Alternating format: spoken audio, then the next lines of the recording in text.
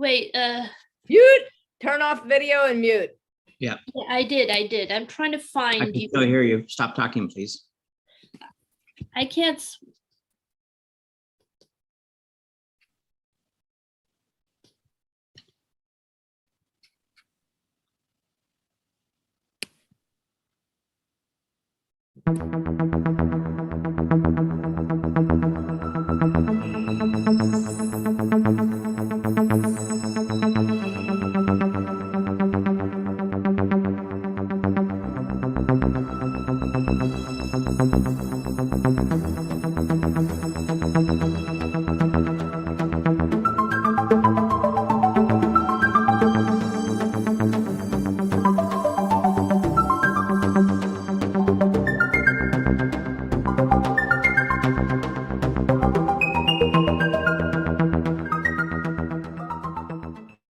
And we're live. Hi, happy holidays and welcome to the end of AirPlay 21. This is our last show of the year. And I brought a special friend, little Jingle Bug. Christmas time, jingle bells, dropping by today. Hope that you have a fine Christmas holiday. And he wishes you a happy holiday, a very Merry Christmas, a very happy season of love and peace and joy. And to leave you this year, we have a very special guest on Determined Women, somebody that you see every week, Padmini, my wonderful co-host. Can you tell us about our guest today? Yes, Connie, I'm happy to do that.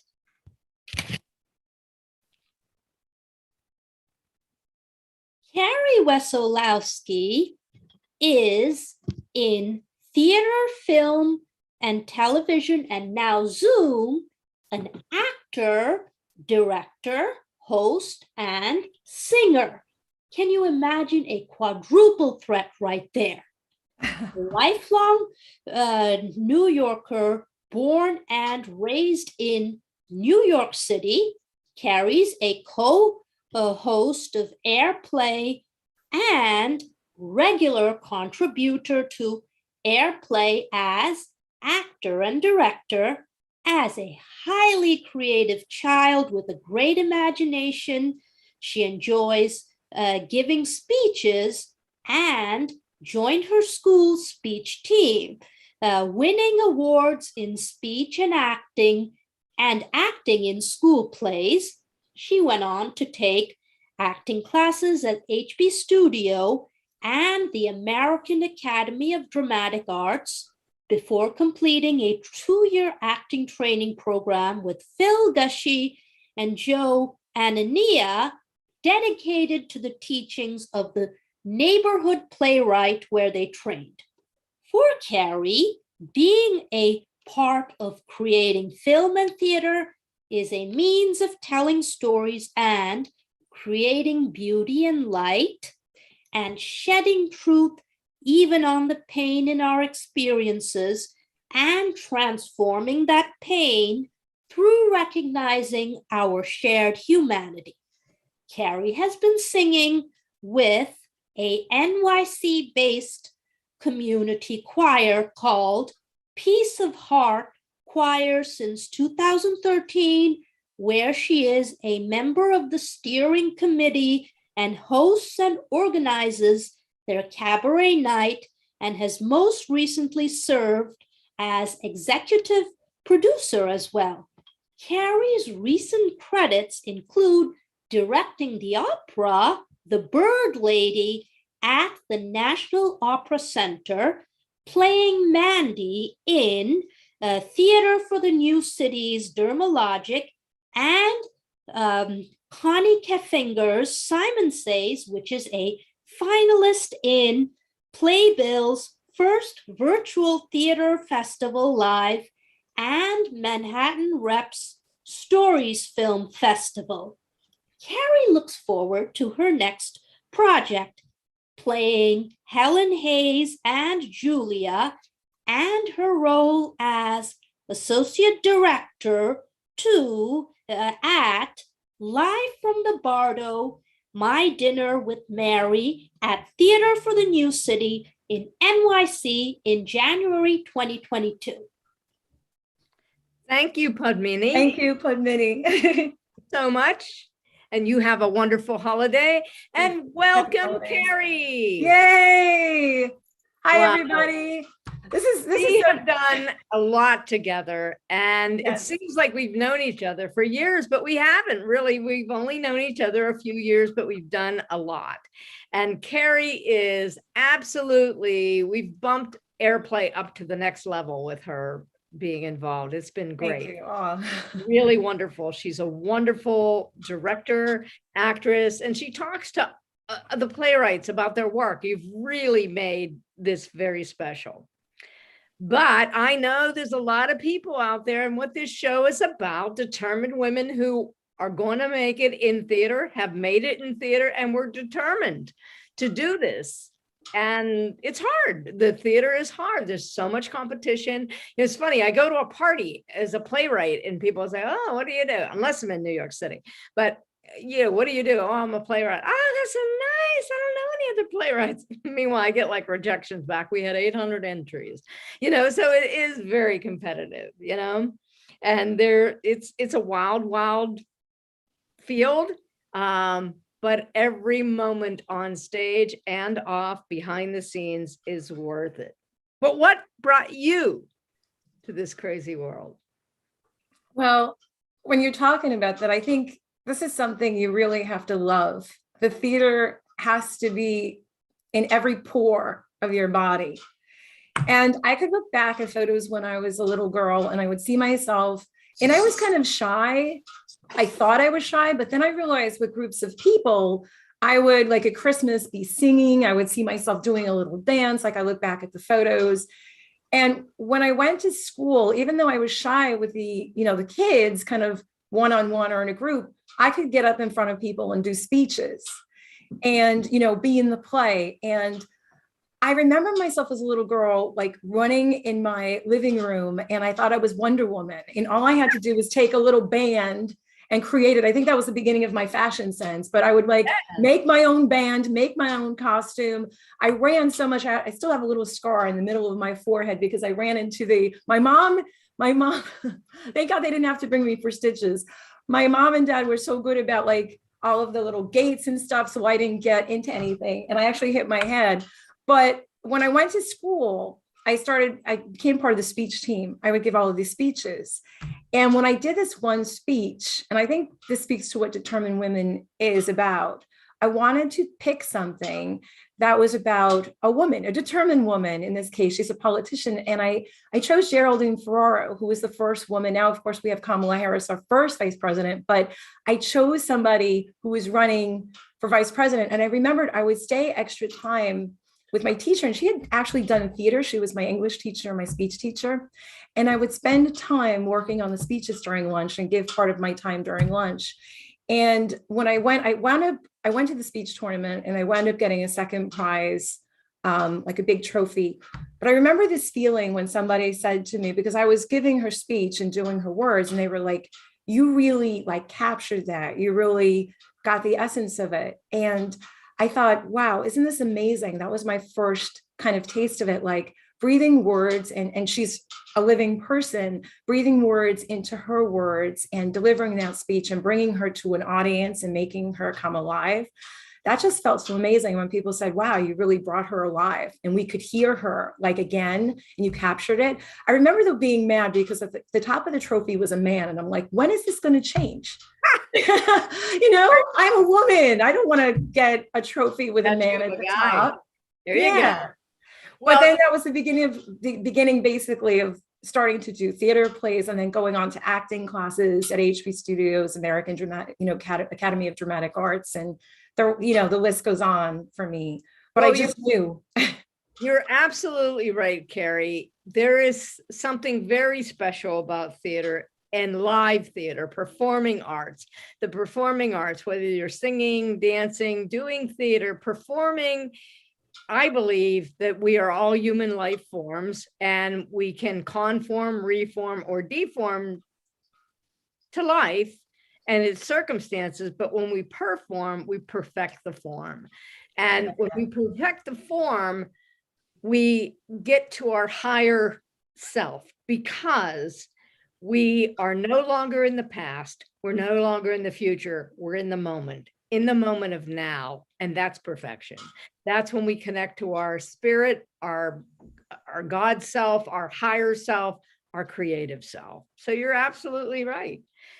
Tell us, go back to your theater days, your first days in professional or student theater, and tell us when you knew that moment that this was your passion, that like, maybe it was when you gave that speech, but I want to know when you were on stage, a stage moment. Well, you know what? It actually was when I was doing, and this was in the very beginning when I started doing classes, I was in a community theater production. And it's interesting because something, and I may have even told you this story, but something was supposed to fall off the stage, was not supposed to fall off the stage, and it did. And I just was like, what you're talking about, being in the moment, being real, living in that moment.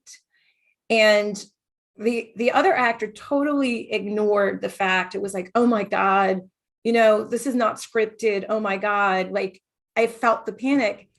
And then I said to myself, no. I'm going to, I jumped off the stage, and it was kind of a high stage, jumped off the stage, picked it up, brought it back, dealt with it, made it part of the scene. And at that moment, I understood the magic of theater because, I studied the Sanford Meisner, a 2-year training program, and it's the reality of doing under imaginary circumstances. And in that moment, even before I actually had completed that program, I knew at that moment, it was like a special thing that, I don't know, I was made to do this. Like I just knew what I had to do in that moment, and I didn't ignore it. And the other person with me did. And needless to say, they have not gone on to be an actor. And that's fine. But I knew that in that moment, this was a special calling and passion for me. And it was really about being truthful for my audience and not trying to hide stuff, because that's our shared humanity. And you know what? People make mistakes. Things happen in life too. Things fall. Things happen. I taught theater for a while, and I would tell students that they don't know you're making a mistake unless you tell them you're making correct. A mistake. Unless you make a big just keep doing what you're doing. And I studied Stanislavski, and that it's to act means to do truthfully and for a purpose, for a specific purpose. And you do, that's exactly it. It's imaginary circumstances, but if you bring truth to it, that's when it gets interesting. So tell us a little bit about your career. Who would you say was a mentor to you, and why? Well, actually, I would say that one of my acting teachers, Joe Anania, that I mentioned here, who actually was on one of our airplays, I recruited him. That's how I know I could give him a call after not talking to him in a while and recruit him to come on. And it was such a special experience to work with him, directing him at this point. But, he had directed me, and I had been in a program with him, and he had been at the Neighborhood Playhouse and with my other acting teacher for so many years. And I've seen him, play a homeless man and play all of these different people at, 29th Street Rep. And I had seen him on stage. And he was somebody, I don't come from an acting family. So I think that's always a little bit, my mom, introduced me to the theater and, loves to sing and sang in her choir and had aspirations, but not coming from an acting family. Sometimes, even though they were supportive as much as they could be, I think it makes it harder. So the fact that, Joe is always someone, because I've done other things in my life and, taken a brief hiatus when my dad was sick and stuff, and always knowing that somehow the universe found me again with this, that I can't not have this as part of my life. And even during the pandemic, realizing it even more than I ever have, like this has to be part of my life 24/7. And that's what it has been. So he was always someone that I can come back to and talk to. And after taking a little hiatus from acting, I came back and I said, Joe, he said, yeah, let's do that program again. I redid the whole 2-year program again. And it was just amazing. It was like a refresher course, but it wasn't a refresher course because it was like, riding a bicycle. And he was saying, well, that's beneficial too to the new students because you're doing the scenes from, you've completed my program and, all of that. So it's like having somebody seasoned coming back in, but redoing it and dedicating themselves again to it. So he was always somebody that I could come back to, I felt, and talk to and share experiences and share theater stories and, and then call on him now, to come in and be part of this, like kind of at a moment's notice. And it was an amazing experience. So that was, I think that AirPlay too facilitated that for me, that I was able to have someone who taught me so much and then I could direct him. And that felt like such an honor to me. Cool. Talk about theater stories. Can you share with us one of your fondest memories? It can be funny. It can be crazy. It's kind of crazy, although I don't remember the exact specifics. I was doing a community theater piece, and it's actually the same piece like when I knew I wanted to do theater, but it had a lot of interesting things. It was called What the Rabbi Saw, and it's really a funny piece. And basically all of our clothes, there was this thing that we had to be hooked onto each other with this Velcro, and it was a sight gag where we all had to become attached to each other and fall on each other. It didn't work exactly. My part kind of worked right. I was the bride. And then I had like the jealous, sister who was interested in my husband and, was like kind of sad that she, and everybody fell on top of each other and it didn't exactly work exactly right. And we were kind of worried in that, like, there was a part of us like, oh, did anyone get hurt there? It looked good, but didn't anyone but you know what I learned, what was so amazing about the group of people in this production was it was metaphorically and literally and figuratively, people had your back.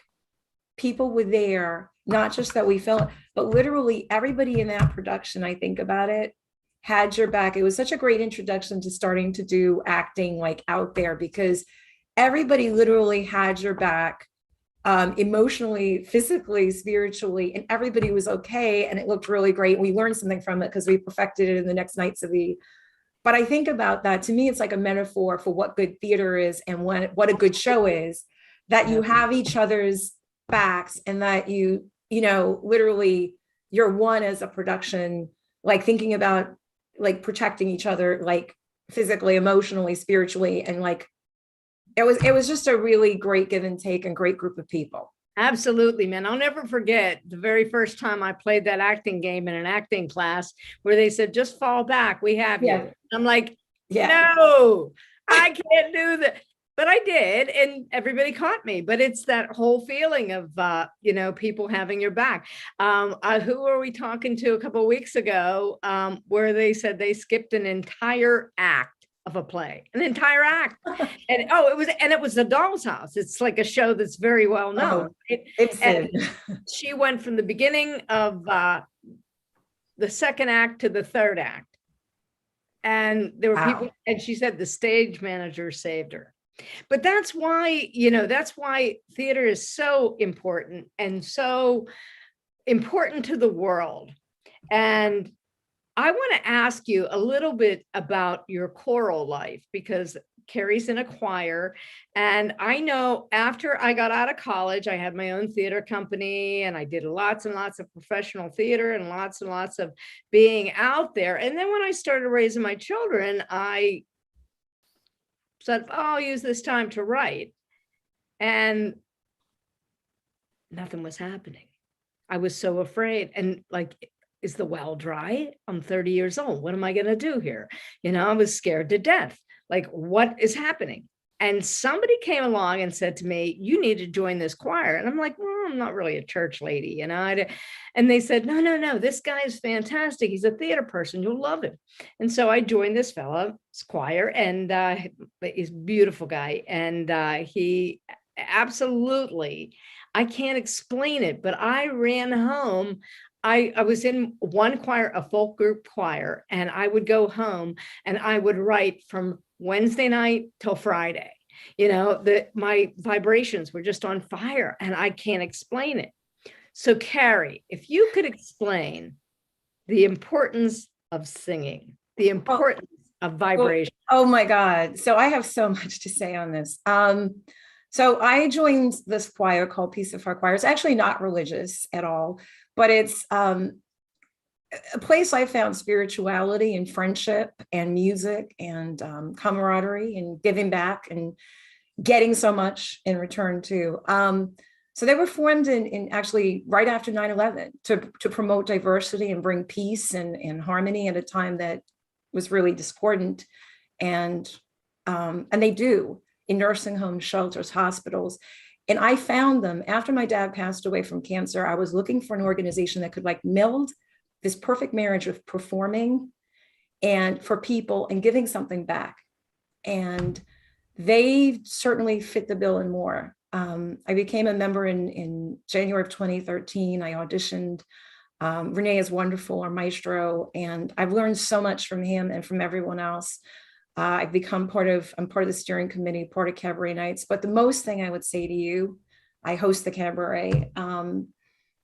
And that's just a night for all of us to kind of share our unique talents, and everybody's so talented. It's the feeling when we go and sing, and we do public performances too, for things like Make Music New York and in the 9/11 Museum. But that feeling of sharing music with an audience is uplifting, not just for our audience, but for us.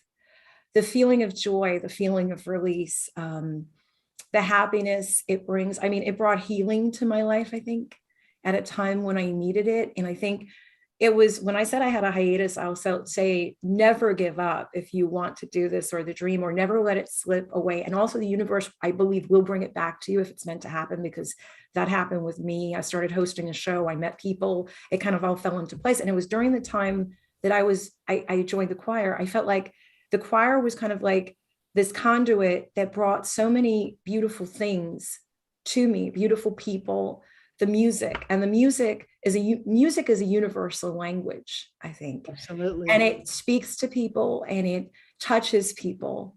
And I can't tell you what a joy it was, that feeling. Like I look back, I found an old video that they did, and I didn't even realize that this existed. And I saw it on YouTube. I just accidentally, I don't even know, I was looking at our old, footage of choir stuff. And I found it, and it basically said something like, I said, come join the choir because you have to bottle this feeling. All I could say is pure joy. You have to join the choir to know what this feeling is. Absolutely. And absolutely. It's been such a joy. And it's been a joy. It's somehow, I feel like it's led to so many wonderful things, even in a way, even led me to you. I don't know, in some crazy way, led me to my significant other because of timing. And it's just been a really beautiful thing in my life that keeps giving. And I love that I could give, singing for audiences. I think that theater, and especially singing, allows us to raise ourselves to a level of performing that we don't think about what's next. We don't second guess. We don't feel insecure about things because we're in the moment. And I think that's really, really important. And I think for these times right now, a lot of people are feeling very insecure with death stats on, things, and COVID, the new variant on the rise. There's a lot to be afraid of, but fear cannot exist with love and joy. And if we can replace the fear with the love and joy, I think that's one way to handle this. So how do you think theater is going to be after COVID? Just a thought. What are your ideas? What do you think? Well, I hope, I know the place that theater, I think it showed, we had worked on that first virtual theater festival in Playbill, and we were finalists with your piece, Simon Says, and I directed and acted. I feel like people realize, there was a time that people were just sitting home and, scared. And I think theater can bring voice to so many things that people are feeling and experiencing, and stand up to that fear. And what I hope, with virtual festivals like that, and we kept creating on Zoom, and we kept going. And even for, like our choir, we kept doing Zoom rehearsals. And even though it's not exactly the same, we kept going. And now that we're back in person, I hope that we will take all of the things that we've learned about, first of all, how much theater and the arts are needed during that time, creating theater, creating poetry, playwriting.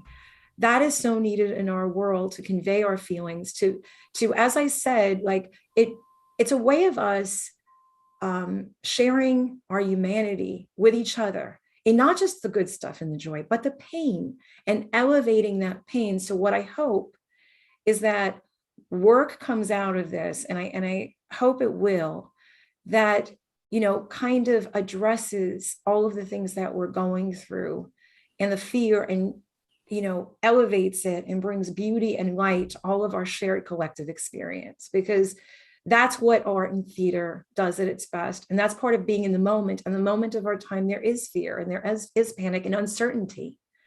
And what I hope is that that will bring some clarity, because we need the arts, we need theater. We do. And that it will bring some clarity to people, and love, because I think that's like what Wonder Woman said, only love can save the world. Absolutely. Definitely. Absolutely. Well, Carrie and I have a little surprise for you. Okay. Speaking of singing, she would like to share with you a little song that will make your Christmas a little merrier. Yeah, so I'm just going to take a sip of water, lubricate a bit.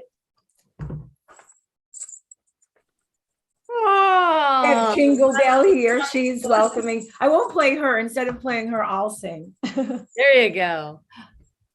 So it's a tune I love. I've done it for my choir one time in the past, and it's I haven't done it for our AirPlay audience though. And it's a popular tune, Merry Christmas, Starling, by the Carpenters. It's a song I love. So I'm just going to do it a cappella so we don't glitch with Zoom or do any weird. So here it goes. Let's see. Ladies and gentlemen, Carrie Wesolowski. Greeting cards have all been sent. The Christmas rushes through. I still have one wish to make, a special one for you. Merry Christmas, darling. We're apart, that's true. But I can dream, and in my dreams, I'm Christmasing with you. Holidays are joyful. There's always something new. But every day's a holiday when I'm near to you. Oh, the lights on my tree, I wish you could see. I wish it every day. Logs on the fire fill me with desire to see you and to say that I wish you Merry Christmas, Happy New Year too. I've just one wish on this Christmas Eve. I wish I were with you. Yay. Oh, there was one other part. Thank you, Carrie Wesolowski, a very determined woman, Oh, a thanks. very determined artist, and a wonderful, wonderful singer, actress, and director who I have the wonderful pleasure to work with all the And time. I have the pleasure of working with you, and I know Jingle Bell says to our audience and me, says happy holidays, Merry Christmas to all of you. Thanks for watching. this entire Thank season of you. AirPlay. It's been such a pleasure. I always love being part of AirPlay. Great. Thanks to you, Connie, for me being a You're part of welcome. it. Thanks to Rachel, our wonderful producer. Thank you. Thank Thanks. you so much. Thanks, Carrie. Yay. And thank all of you for watching and being a part of us. We have something really big and exciting for you next year. Our entire year is booked with a special anthology, and I'll give you news to that in January. But for now, have a great one, and we'll see you next year. Happy New Year. We'll see you in 2022.